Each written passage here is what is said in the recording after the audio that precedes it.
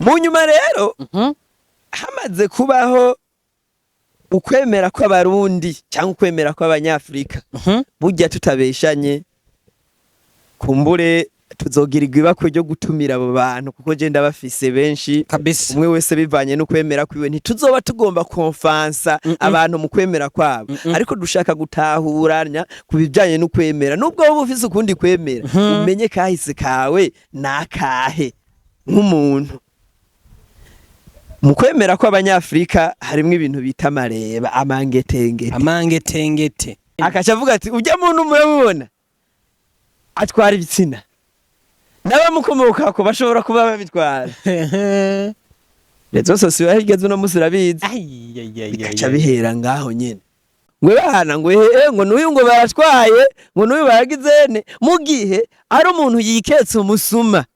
mugabo wewe kubera uhashitse bariko bagubana mbeba boro ngo mingo kakwangu ngo bado kako wanambeba boro ukaca utwara na message wanafanya nini wanambeba boro ufashe video rero kwumvikana audio ngo wanambeba boro abantu bose uhagarara kuyironka yiryamiye mu nzu canke yicariye ku kazi acavuga ngo yengo vya bintu birasaze n'ukuri ngo wanambeba boro ntavyiboneye n'amaso menye karivyo sinshobora kuvuga yuko ibi bintu ari ivyo ari nayo mpamvu jewe leta nayishigikiye ijana kwijana kuko urumva leta y'u Burundi ntiyemera amarozi mugabo jewe ndi umuntu sindi leta y'u Burundi sindahari kugira mpinga amarozi kuko ayo marozi ndiko ndayavuga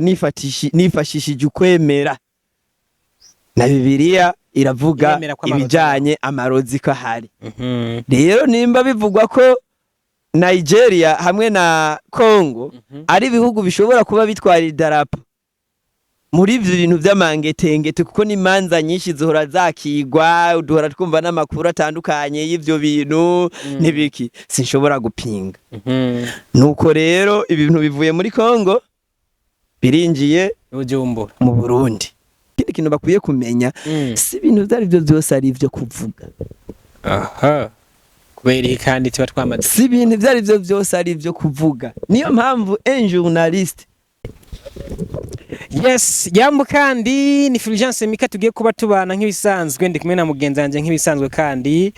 tugiye ngo tuganire ku kintu gikomeye cyane ariko cyo ndakwibutsa nuko ndu supportinga tunagushimira cyane wewe ukomeje kubana natwe twizera yuko aho uri hose babimeze neza buri munsi kandi buri mwanya bitameze neza kora usenge ariko kandi ukomeze kugira umwete aho bikugora kandi uronde n'ubufasha kugira ngo bigende neza muri rusangi ndacyari kumwe na mugenzanje ni Peniel Kamikaze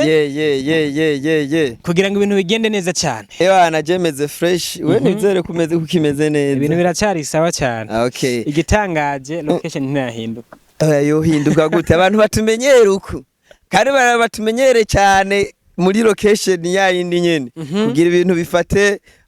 intego nziza reka ndamusaba ariko barakurikirana Mika TV ndababwire mugire subscribe amakomantere turayakeneye partage abandi nabo barabe kugira ngo bige batahure bumve nyene baryohe kuko ubundi bwo twe mission yacu dufise ngaha hariho ko informa hariho guforma hariho no kudivertisa tubonye uraronka amakuru ukaronka information hanyuma akagira ico kwigishije ukiga hanyuma kandi tukagutwenza tukakuryohera ukumva nyene yuko ibintu biri fresh. Peniel we kariyo jewe I'm good man karacyari jemvi makamba ejo bundi muri weekend byari bishushe guhera kuwa kane gutyo kuwa gatanu dimanche byarahumuye no kuwa gatandatu ku mugoroba byari bimeze n'ibyahumuye ariko kuwa kane no kuwa gatanu byari byakomeye ku mugoroba kuwa kane hamwe no ku mugoroba kuwa gatanu haheze muri weekend abantu ntibari borohewe nabo twahora bambaye ibikwashu muri buri stiga baboro buhamahera abandi buhamahera kuyafise abandi bagwari bubosha amaboko kabisa urumva abandi bari babohesheje amaboko bambaye n'ibintu by'ibikwashu utambaye ibikwashu ugasanga yambaye ibintu by'inshinge ndavuga ati ibintu byateye nibiki gutohoza gutya ibihuha ewana karahabutaka mugani w'abaturanyi ngo ariko barazijana mu magroupe ya WhatsApp kagoma mbona amavideo mwe bana ngo bire bitu vya maepengre ngo shafika Burundi ngo kope inaenda hapa kuope n'amavideo nagiye numva abantu bari badumishije ngo abantu bareko baribana ibitsina mu cyarama ku mayira abiri mu buyenzi byo mu buyenzi byo navuze no ku radio aya makuru ndazi warayumvise n'abarundi bake batayumvise ibi bintu we kivyumva wabifashe gute? Jewe reka we nakubwiye nababwiye abantu ufite jewe ibintu by'iwanje ntibijamwe ubwenge bwinshi mugabo ndi wa muntu afise ahahagarara akumva nyene ko atigiye ko mpagaze ngaha nduwo ngaha nyene ikizoza kiba kiza kiba kibi kigira yumva ntegezwa kudefanda hapa Messi talk ico kibazo cabaye kandi cita ikibazo ko ibihuha burya bizana ibibazo cyane jewe nagifashe kwanza muri kote zibiri ko ni hama kubaza bati none wewe uravyemera canke urabihakana kavuga uti jewe ibintu ndavyemera cyangwa bati jewe ibintu ntazo nemera cyangwa bati jewe ndi hagati na hagati je mu ruhande rw'iwanje ubwa mbere negative ndabihakana ko ata muntu ashobora kwiba igitsina cy'ubundi ivyo ndabihakana ariko ugiye indip ndavyemera uriko uranyumva aho sinaza gusigura ndavyemera ariko kandi apana ku rugero vyariko urugero byariko bari runini cyangwa ndahantu hatatu hagera kuri hatatu icambere ndabihakana imbere ya byose igitangura nuko bihakana kubera iki ndabihakana ndabihakana kubera je ne suis pas témoin oculaire donc ntavye nabonye ntavyo bigeze ubonesha amaso yiwawe urumva sinigeze mpura n'umuntu yavyiboneye ngabimbwire nta nkuru nimwe nigeze nsoma ivyemeza ko ari byo vyabaye bose bavuga ko ari akaguma ari bihuha abantu batazi ibintu vyo kumenyesha amakuru ndanabibabwire imisi yose ni wabona inkuru iri muri conditionnel izoba ari inkuru ikiri kiratohozwa itemezwa kariyo kabisa urukura vyumva cyane biravugwa ko bombori urumva ubize ko bivugwa ko stadire ko inkuru ntiremezwa neza mugabo yameze kwemezwa neza avuga ati twifashishije isoko runaka byatubwiye yuko ibi bintu biruku nuku ivyo nizo zangorane nama ndakubwira kandi zama zigora abantu cyane ukabona umuntu arakuguye ko ngo we ngo kuri naka ngo kuri Mika TV ngo baragiye kuvyandika ngo kandi nivyo ngo umuntu ngo ntabesha wavuze ngo yuko ngo byagenze ukuntu umugabo wagenda kuraba ya nkuru ugasanga kuri Mika TV yanditse ati biravugwa ko aha naka vyoba vyagenze ukuntu bimaze kandi ako kantu abarundi ngo karakunda kubagora niyo mpamvu jewe n'umuntu wese yaje akabimbwira c'était samedi if I have a good memory canke hari Friday kabisa n'abantu twari twicaranye ku mugoroba ngwe ndababwiye ntumviriza amazi amutekane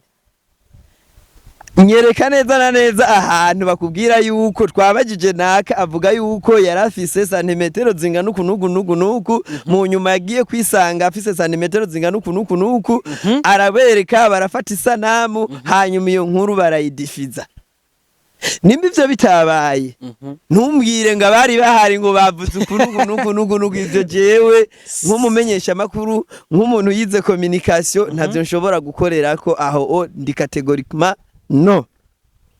aho ndajeje kwisigura ku gice cyo kuvuga yuko jewe ntagize ntavyemeye ku gice cyo kuvuga yuko navyemeye aha cangaruka ku bintu bijanye n'ukwemera kuko nakubwiye abantu bafise nimero yanje bakunda gukwirikirana ni mu biro n'uyifuza nimero yanje wese azovuge azoyironka kuko kuri stati ndakunda gushirako ibintu biri philosophique nashize ko ifoto y'abantu bambaye ivyo bikwashu na tujya dusipi bashize hamwe gutya, ndavuga nti Afrika biracatugoye gutera imbere. Kubera iki amajambo yanditse? Kubera iki Afrika bikitugoye gutera imbere? Afrika ikintu kije ari gihuha canke ikintu ko kije cyo kose tugomba kucakira uko nyene ntitubanza gushishoza. Reason why abakoroni mukuza kudukoroniza baraje baza batuzaniye ibintu vy'iwabo, uwashatse gushishoza batahubwo utegeza kuvyemera ku nguvu baravyemera. Nuno musi turabona tutibane ibintu biriko biratujana siho, mugabo ntidushobora kwirevolta kubera twaramaze kuvyemera. Afrika rero nico kibazo dufise. Biriko bivugwa yuko bino bintu vyatanguriye muri Nigeria, ariko bitangurira mu mavideo yo kuri TikTok, ntivyatangurira muri real life, mu buzima bubaho. Ni bimwe nakubwira rero, createur de contenu bagerageza gucreate ibintu kugira abadivertise muryoherwe, kuko niko kazi kabo. Mushire kama commentaire, mu nyuma bitangura kuza biratembera Afrika, birafata Kenya, kubera Kenya urazi ko nabo naba content creator nibazengira nibo bari ku rwego rwo hejuru muri East Africa. Ndavyibaza muri East Africa turera kuba Kenya, tuje kuba Tanzania n'Abagande. Uriko uravyumva, biraza abaturanyi twisanga inyuma, biraza muri Kenya biraduga. Mu nyuma rero hamaze kubaho ukwemera kw'abarundi cyangwa ukwemera kw'abanyafrika. Burya tutabeshanye, kumbure tuzogirirwa ibako ryo gutumira abo bantu, kuko je ndabafise benshi kabisa. Umwe wese bivanye no kwemera kwiwe, ntituzoba tugomba konfansa abantu mu kwemera kwabo, ariko dushaka gutahuranya kubijanye no kwemera. Nubwo wowe ufise ukundi kwemera, umenye kahise kawe nakahe nk'umuntu. Mu kwemera ko abanyafrika harimwe ibintu bita amareba, amangetengete, amareba, amangetengete, ibirozi. Rero hamaze ibirozi vyovyo, tubivuze ivy'ibirozi, nta gitabo na kimwe cy'ukwemera na kumwe kitavuga icy'uburozi, haba mu Ikorowani, haba muri Bibiliya, haba muri Tora, haba mu Njiri, haba byose ibitabo byose. Ko jewe nka nakuze ndi umukirisu, hari abavangu kandi ngo inyuma ngo hazoba imbwa n'abarozi. Icyo ni byintu byanditse muri Bible. Sadire yuko abarozi barahari, rumva n'ibitabo birabivuga, kandi na no mu kera baravuze yuko umwami abonye ibintu ukiganza cyandika ku ruhome muri kwa Daniel, yarahamagaye abanyamareba. Sadire ivyo bintu vyariho. Rero ivyo bintu ugerageje kuza kuraba, yabwiye jewe iyo ndiko ndasigura ikintu ngenda etape par etape kugira umuntu atahure cyane. Simva kubigwamwo, kuko ndashobora kubigwamwo umuntu ntabitahure cyane. Ugerageje kuraba rero aha muri Afrika, ibihugu bikunzwe kuvuga muri bino bintu vy'amareba n'amangetengete ni bibiri. Igihugu ca mbere ni Nigeria, igihugu kigira kabiri ni Congo. Ashaka kabisa. Ivyo bintu iyo vyava nanje turahuriza. Ivyo bintu iyo vyava bavuye ngo bire bitu vya epenge. Bire bitu vya maepenge. Vya maepenge. Si muri Congo? Muri Congo aho mu Buvira. Sawa rero. Aho ndiko narura impamvu nshobora kuvyemera. Kandi burya ngaha byadumijwe n'abakongomani. Naho impamvu rero nshobora kuvyemera. Aho ndahari kuko jewe sindahari kugira ngo mpinge amarozi, kuko urumva leta y'u Burundi ntiyemera amarozi. Mugabo jewe ndi umuntu sindi leta y'u Burundi, sindahari kugira mpinga amarozi, kuko ayo marozi ndiko ndayavuga nifashishije ukwemera, na Bibiliya iravuga ibijanye amarozi ko hari. Rero nimba bivugwa ko Nigeria hamwe na Congo ari ibihugu bishobora kuba bitwara idarapo muri ivyo bintu vy'amangetengete, kuko n'imanza nyinshi zihora zakigwa, uduhora twumva n'amakuru atandukanye y'ivyo bintu n'ibiki, sinshobora gupinga. Nuko rero ibintu bivuye muri Congo birinjiye Bujumbura mu Burundi. nimba hariho abantu babiri bari bafitaniye amahane canke nimba kuko tugiye mu bintu by'iyo myemerere y'ibintu by'ibirozi hari ibintu bita inyenyeri umuntu akakuraba bivanye z'imigisha bivanye na hariho n'inyenyeri nyene atari z'imigisha ko bayitwaye y'umugisha usigara n'iy'umuvumo abantu bamaze kwinjira cyane mu bintu vy'amadimensiyo yo kwizera ivyo bintu barabizi sinobisigura cyane sikuvuga je ko ndabibayemwo mugabo n'ibintu nkwirikirana kuko je mbayeho nk'umushakashatsi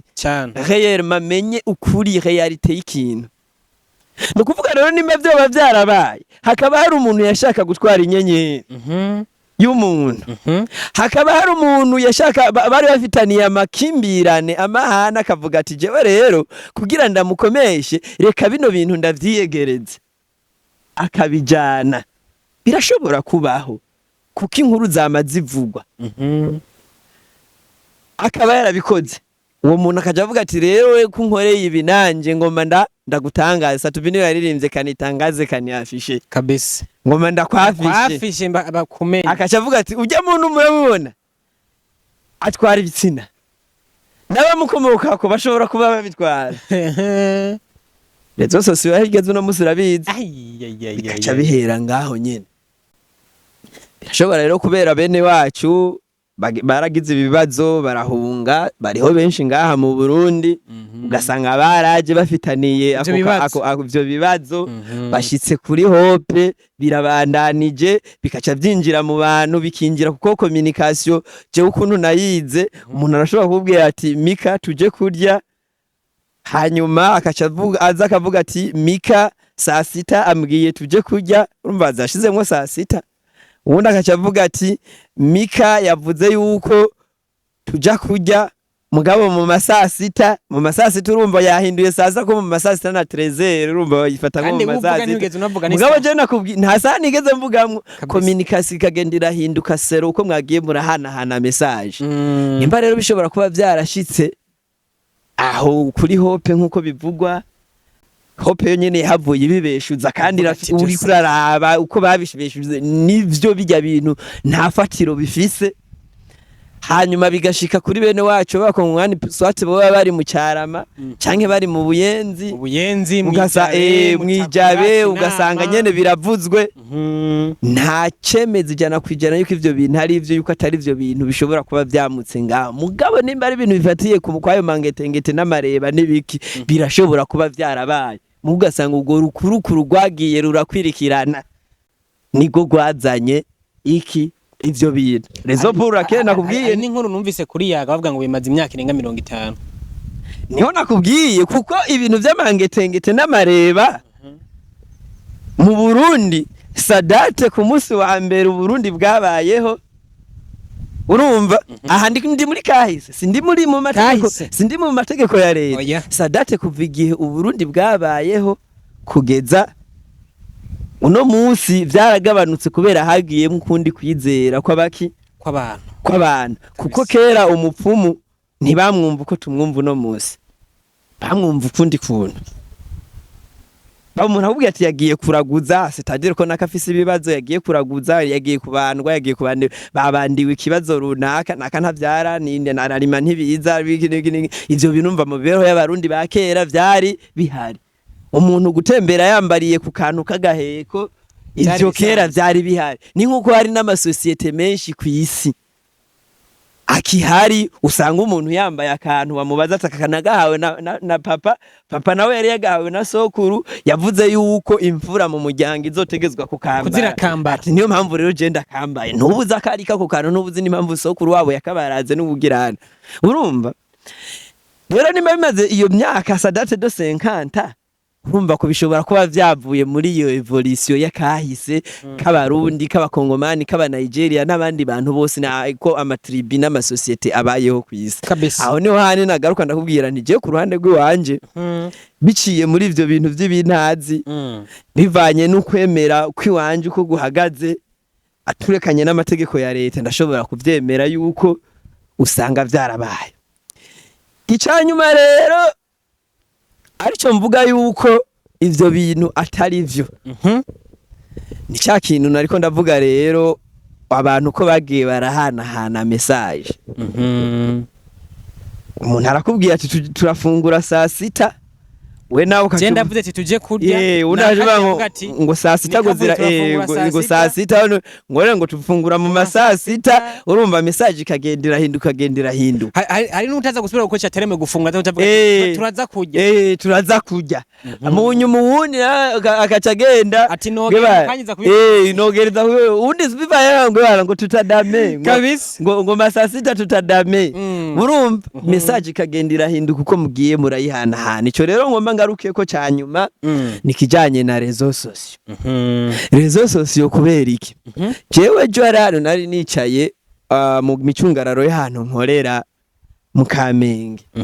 Haba umuntu w'umumama umwe yafashe umuntu avuga yuko ari umusuma aje kumwiba, kuko kwemeza umusuma nuko abafatanywe itonga kabisa. We yavuze ko yari karabomera irengarenga imbere yo muhira, abona uwo muntu asohotse mu nziwe, hanyuma araduga ageze mwibara, no yavuga ngo mfatire n'umusuma. N'abamufashe baravuga bati tugende kuraba muhiri wawe yuko hari ico yoba urabe ko ibintu byawe bidakwiye, hamuvuga ico yoba kwivye akizane, hama tumufatanye itonga basi tuca tugirane tumuhana. Abana baje gushengerera na bamwe mu bantu baje gushengerera baza ngo ngo naye ngo banamubeba boro, ngo namubeba ile boro, bisigura ko wewe uhashitse utabonye ingene ibintu byatanguye, ushobora no gufata za video twabona zikwira ku marezo sociaux ngo bahana ngo nuyu ngo baratwaye, ngo nuyu baragizene, mu gihe ari umuntu yiketse umusuma. Mugabo wewe kubera uhashitse bariko bagubana mbeba boro, ngo mingo kakwangu ngo bado kako wanamubeba boro, ukachutwara na message wanafanya nini, wanambeba boro. Ufashe video rero kwimvikana mu audio ngo wanamubeba boro, abantu bose uruhagara kuyironka yijyamiye mu nzu canke yicariye ku kazi, acavuga ngo yengo vya bintu birasaze n'ukuri, ngo wanamubeba boro. Uriko urahumva? Ico nico kintu cyatumye jewe rero categorically mvuga nti ibi bintu ntavyiboneye n'amaso, menye kari ivyo. Sinshobora kuvuga yuko ibi bintu ari ivyo, ari nayo mpamvu jewe leta nayishigikiye ijana kwijana mu gutunganiriza bene gihugu uko yabipanze nuko vyagenze. Cyambere hope bavuga ko vyahereye barasohoye itangazo agati ivyo bintu navyo tubuze ntibibaho. Abafashwe mu Buyenzi bagize ati twebwe twabuze ifatiro y'ikintu na kimwe, sivyo, nta kintu gifatika twigeze turonka.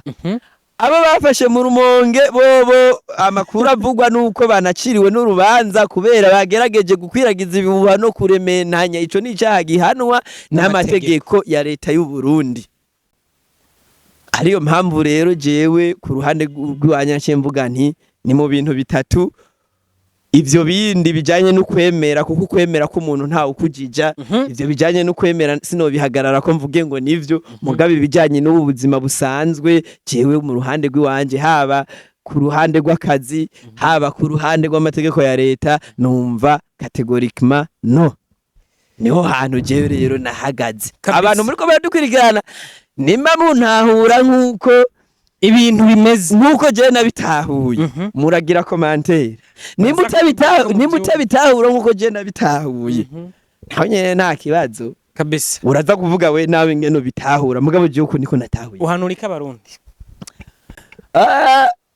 nkuko abarundi abakera bayamaze bati ubutosora ifuku yamiza katsi mu jisho. Imyibutsa y'ikirundi rero yari ifise ibintu byinshi bafatira, kandi imyibutsa y'ikirundi winjiye indi urasanga isigura n'ibindi bintu nyene ushobora kutibaza, kuko nk'ubu hari abana badukurikirana uno munsi batazi ifuku icarico. Ifuku benshi hari abana ajya na cameraman ndazi ntayandi, hari abana benshi ifuku urayizi. Ifuku arazijya naje naraziriye naje naraziteze. Haro n'umunyokuru araho yaduha ingeregere n'inyama haro n'umumere twebwe ingeregere ijya n'abakire barayigwanira cyane n'agahene twebwe haro n'umumere yaduha amafaranga ndibuka ico gihe yari amahera menshi amafaranga 400 ku mfuko tumutegera ifuko tuyifatishije tukazidana canke tukayirya hari abana bariko baraturaba no musi batazi ifuko icarico hari abana bariko baraturaba no musi wumvize wamiza akatsi bazi karigaza atabindi vya canke imicayicayi kubera ari ni ibintu biterwa no mu mpangu barabitera urumva mu bisanzwe rero urumva gufata akatsi ukagashira mu jisho ry'igifuku ico naco n'ikindi gikorwa mu gico nitwo kigarukako reka tugaruke kuri umuntu yohanura abarundi mu bisanzwe isi ahigeze uno munsi hariho umuhoro umwe sinowugirira publicité niwe wigeze kuvuga ngo uri mwengu uko kiganjane nukuvuga yuko no munsi isi iri mu kiganza aya matelefone dutunze y'ama Android canke reka vuge smartphone kuko hacajamwo zose kuko generalize y'ama smartphone n'izi mashine nyabwonko benshi batunze n'aya mateleviziyo dufise urazi ko ubu buri rugo ubu n'umujene marié atagezwa kwerekana kafise televiziyo ubu nta rugo rutagiramo televiziyo ubu n'abaseribatera ubu n'umuseribatera aragura televiziyo agashira ngaho muri chambre turumva nuko ubu umuntu afise 25 adafise smartphone nuko baba bayivye canke yamenetse ivyo je ndashobora kubishingira intaye kuko ahantu kera byabagora gutunga wasanga ari up country canke countryside aho wasanga umuriro ugoye umuyaga nkuba mugubu ibice byinshi umuyaga nkuba barawuronka ubu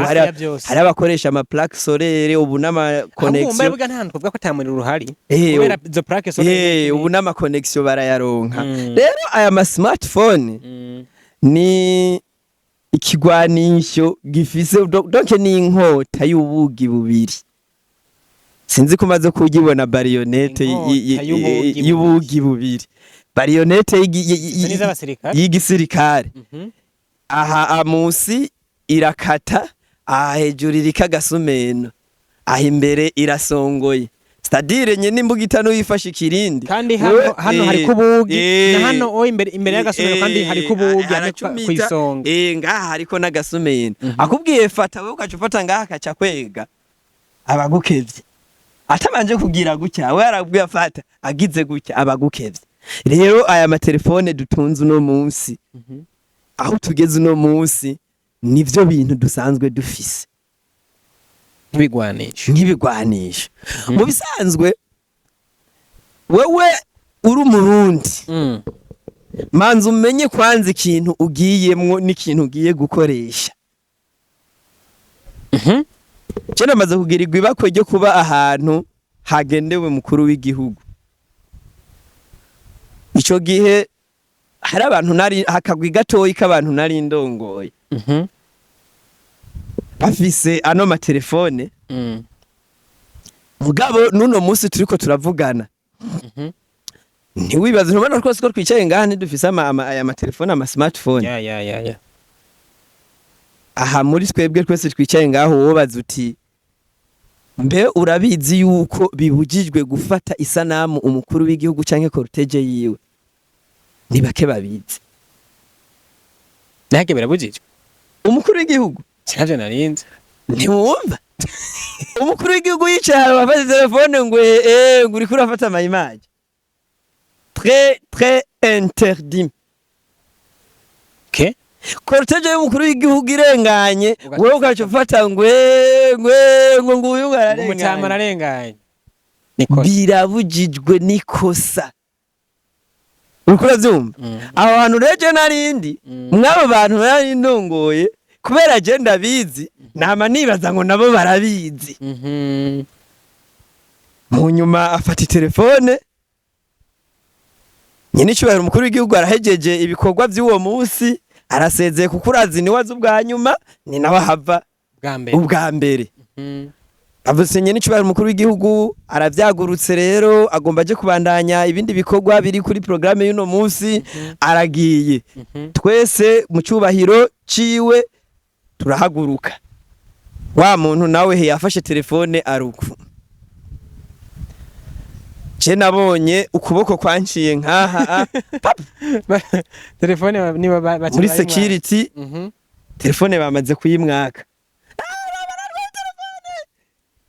je naje gucyara avuga ati ahubwo rero arankwegeye je narinzi kabizi ko ata muntu afata isanamu mukuru w'igihugu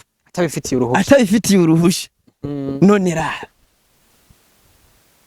ushobora kuvuga ngo ucuhora kuko rujya n'urwego twese twubaha ishagiye rero kudutunga nuko uwo muntu baramuhamagaye baramubaza uwo ari gufata amasanamu yajyane bigende gute ibi bintu urabizi ko bibujijwe uwo muntu ariko arisigura nyene birumvikana vraiment ko atana kimwe yarabizi nothing yarazi kandi bamaze no kuraba context yaje mwaho hantu baravuga ko uyu muntu ntavye yarazi hanyuma baravuga ati futa arafuta bati sawa ntuzosubira biba bigenze gutyo rero uno munsi urashobora kuba ufise smartphone utaza amategeko yayo cyangwa utaza amategeko yakugenga nk'umuntu atunze smartphone ukibaza yuko vyose ubire kuri nta ngorane siyo niguriye amamega sigwanye nta ngorane shira ko yuko no munsi reba nagura nizizimvye ukaca usanga rero unasikia wanamubeba boro we naye ndabereke bantu ingene bimeze kuko bisanzwe hari ibintu abantu batazi benshi niyo mpamvu naba mvuga nti turakwiye amahugurwa abantu tumenye ibintu haje dukunda tanga impanuro cyane n'ukuri amahugurwa dukwiye nayahe kumenya je ndinde mbahe ibyo njejwe nibiki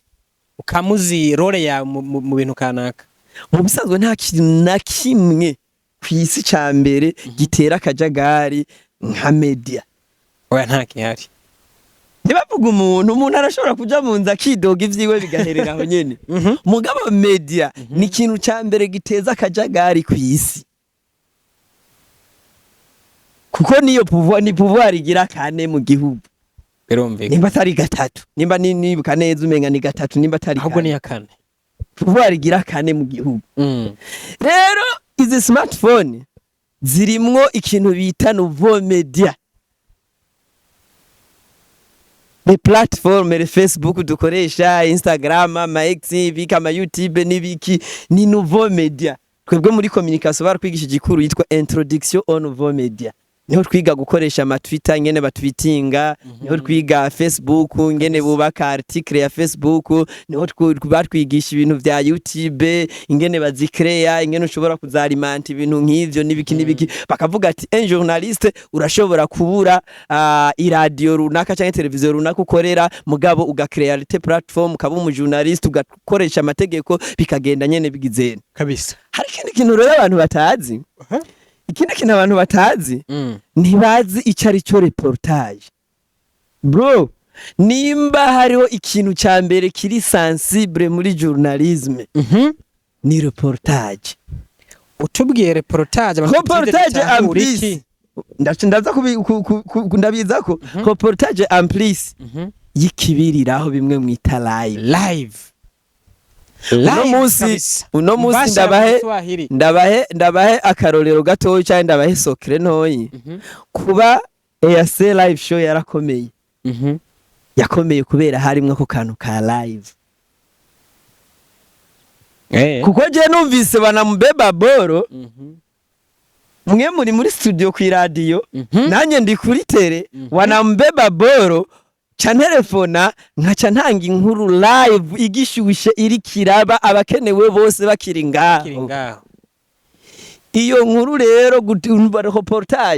reportage umanza kugutegura ha mukazotanga derurema y'ivyabaye uwo munsi ubwa reportage y'ikibiriraho utanga ibiriko biraba umwanya ku mwanya iyo rero iri live nico kintu cya mbere kiri très dangereux muri journalisme kuko ubu uri kurabikorera ushobora kuba utabimuteguje akumva umuvuga ngo urumva rero ngaha ngo duhagaze ngo imbere y'umuntu ngo yambaye ngo ibirato vyera ngo ariko aragira ibi nibi akaca gusimbira ko mukanigo bro uri kuramvuga je uri kumvugira he uri kutanga inkuru he uri kubwira nde mukaba muragwanya umuntu ashobora kuba atashaka ko ivyiwe bimenyekanye akaza baramubwira ati braza ati je ndiko numviriza radio numva hari umuntu ahagaze ngaho impande yawe kandi vya bintu vyawe vraiment ariko arabivuga ariko abivugira ku radio aho nyene ubufashwe cyakunyati giti rero abantu bafisa no smartphone baragira reportage ya live batabizi wewe abantu bariko barashwana bimishamirano ngaha nturatohoza ikintu na kimwe zawakije smartphone aha duhagaze ni mukamenge kwibarabara rya gatandatu uvuye ku mayira abiri aha rero urabona ko abantu bari benshi barundanye abo bantu rero ngaha bariko bagirizanya ko mutwaye iboro nturatohoza nturabaza na kimwe nturabaza na kimwe umuntu ariko arakuraba live kuri Facebook yumva yuko ateragira partage mwabonye rero mwe ntimwariko murabimpariza aba ngaho uyagiye live ariko aravyerekana umuntu ariko aravyumva live umuntu aza kubona iyo video yawe uyipostinze yumva kuri live niyo mpamvu nk'abantu bafise ibinyamakuru barabizi ko atakindi kintu na kimwe gishobora kwinjiza amafaranga gusumba inkuru y'ikibiriraho canke gusumba match iri live aya birombe kuko harimwo gukavya aramucenze kuko je ndi live nkakubwira mwabonye aramufashe oya aciye murekura wewe uruha uri ugumuri attentive uvuga ati umwanya n'umwanya icyo aricyo cyose kiraba iryo tegeko ukamenya tuje mfise smartphone meme sinaho no mu journalist naho no mu content creator reka manze nshike mbaze inkuru ibi bintu byavuye na gute kandi abandi ikindi kintu bakwiye kumenya si ibintu byari byo byose ari byo kuvuga kubera kandi tiba twamaze si ibintu byari byo byose ari byo kuvuga niyo mpamvu un journalist yamara umujournaliste atigera ahura n'umu youtuber atigera ahura n'umu createur de content atigera ahura n'umu tiktoker kuko baramaze kukubakamwe icyugize cy'ubujournaliste hari ibintu bahaye uburi kuraroga bavuga bati ati bitubikuye kwa naka n'umujournaliste yemewe benshi bashobana kwanka niyo mpamvu rero abantu uno munsi isi iri mu kiganza mugabo tumenye ko inosi amategeko arahari kandi tumenye ko inosi dufise ingene tuyigendagendaho kandi tumenye ko inosi dufise ibintu turekuriwe gukora n'ivyo tutarekuwe gukora hari n'ibindi bidusaba umwanya kugira tubikore uno munsi nk'umuntu ari ndani mu Rumonge for example kubera yafashe video ariko arerekana bana mu Beba Ball mugagasanga sivyo yarahombye yarungutse yarahombye telefone yaramukwegeye ntiyamukwegeye hacajamwe no kutamenya na Bibiliya bivuga ati abantu banje bishwe no kutamenya Bibiliya yarabivuze nuko abantu banje bishwe no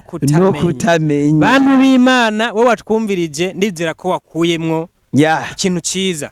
Peniel reka mbe ndagushimiye ariko reka twibutse abantu yuko ko abantu mukeneye kumenyekanisha ibyo mukora murahawe ikaze murabe nimero muri description zirimyo hanyuma dukomeze ganda dusangira ikiyago partage nyinshi cyane ibintu byinshi cyane abatumirwa benshi bagiye kuza kujya kwimvura kurubura hari ibintu nabonye biriko birarahiyo za Canada za Europe amanage kujya mubona manage atibagurika kujya oya neje ni gifaransa urubura ni kirundi barafu ni snow ni cyongereza barafu ni Giswahili umva abantu bazoza kujya none kubera iki kujya kurubura kubera iki bavuze urubura abantu ngo ibintu biriko biragwa nk'urubura batavuze ko biriko bigwa nk'imvura wowe bibaza karo kubera iki bya bintu babikoresha yari ku kintu kiboneka gake kandi ngira kamaro niko nkunze kubibona urubura rurafise akamaro urubura ni ikintu gisa neza muga kiboneka gake naho cyonona ariko ruza gake cyane cyane twe nkino nko muri Afrika cyangwa mu Burundi ariko ndamenye impamvu nyamukuru je nivyo je niyumviriye impamvu oya ushobora kubufise rezo ibisi yose ndamenye impamvu nyamukuru abantu benshi kuva usanga babihuje muri iyo nzira ibisi yose nibi bindi kugira bibeho n'umuntu yicaye ahantu yarazana rezo yumva ko abantu bose bayumvirije aravuga ati iyi niyo. Okay, wowe uri kuradukurikirana kubera bavuze ibi abantu bariko barisuka kujya ku rubura batavuze kujya kwimvura. Tuje muri commentaire abantu ari benshi bakubwira ngo shanga abantu bahari n'imvura canke muga bariko baraza ngo bariko baza nk'urubura canke iyo ibintu ari ibintu runaka ewana ngo umengo bakoroka nk'urubura ariko abantu ngo bamanutse nk'imvura kubera iki bavuga urubura ahandi bakavuga imvura. Kumbure hari umuntu w'umukurambere canke umuntu hari umugenzi wanje nizeye cyane nka Segihembe kandi umunsi umwe tuzobana cyane hano kuri Mika TV ndazi azotubwira kubo ibintu vy'ikirundi ndamwizeye cyane vraiment arakimetriza kahise ku Burundi n'ibiki byose peut-être ni video ni yayiraba ndazi atubwiye ati kubera iki cyangwa ushobora gusanga natwe twanihenze ugasanga imvura n'urubura byose ravyitiranye umuntu akoresha cabonye hafi byose biraba kabisa. Nuko ukeneye kwamamaza ngo twifadikanye bigende neza iyi visibility turonka nawe business yawe igende imenyekaniraho. Reka tubashimira abo twabanye ahasigaye mudufashe kugenda mu bisanga inshuti n'abagenzi munatubwira ingene muko muragenda mubona tubikora munatanga kandi icyumviro cyo kugira ngo byose bigende neza cyane. Twa Fulgence Mika Peniel Kamikaze Jennifer Peniel Kamikaze 257 jecho nabasaba n'amafolo munkwirikirane ku mbuga zanje ngurukana bumenyi nubwo ndumunebwe cyane sindeka kwicira urubanza nubwo ndumunebwe ku mbuga ngurukana bumenyi oya hariho ikintu abaswahili bakunda kuvuga ukiwa pamoja na uwaridi na unazima unuki nk'ubu ko turi kumwe birashobora guca mukazurambye ati tuvyuka posting ati ntubona ko abantu bariko baraza baraba ibintu uko vyifashe nuko muzoba mukoze cyane mugabo icingenzi subscribe icyiyumviro kuko je iyo ndiko ndakora ibintu ndakunda icyiyumviro cy'abantu cyane. Jewe hari n'abantu benshi bakunda kumbwira ngo Peniel ngo we ntiwemera ibintu ngo nguraharira no Yesu guharira shaka kumenya ntahuri ikintu mugapana kunjaniranya umuntu akujyaniranya n'aba ntahuze hamwe mvuga bwa bundi nuko ninama nanje umviyo ndiko ndabwira ikintu umuntu ndakimubwira nk'ikintu nzi kuko mba naragitahuye. Yes, nuko birumvikana rero mwakoze ahasigaye imbuga zose turazikoresha Fulgence Mika kuri Facebook kuri YouTube kuri Instagram kuri TikTok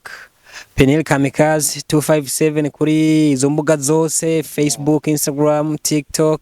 X n'ahandi maze bikomeze kugenda neza ahasigaye musigare amahoro turasubira mu kanya. Ciao.